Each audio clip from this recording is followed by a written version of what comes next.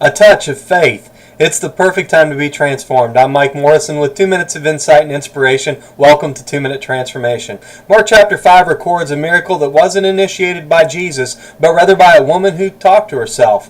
It's important to consider what you say to other people, but we need to be more considerate of what we say to ourselves. We're not told her name, nor are we given a great deal of detail about her life, except she had suffered for 12 years from what the Bible calls an issue of blood. Now, I ran her symptoms by a doctor friend of mine once who determined it was probably some form of bleeding endometrial cancer. She had spent every shekel she had on doctors who were unable to bring her any relief, and her condition continued to worsen.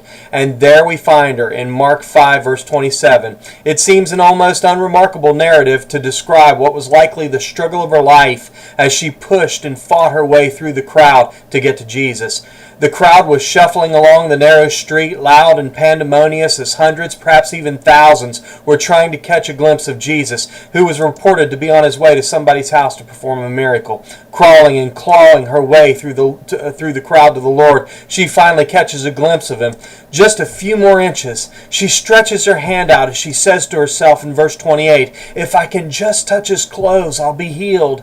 At that moment, her finger and thumb clasp a knotted string at the corner of his prayer shawl, a tzitzit, or hem as it's called in the gospel. Mark records her transformation in verses 29 and 30. Immediately the fountain of her blood was dried up, and she felt in her body that she was healed of the affliction. And Jesus, immediately knowing in himself that power had gone out of him, turned around in the crowd and said, "Who touched my clothes?"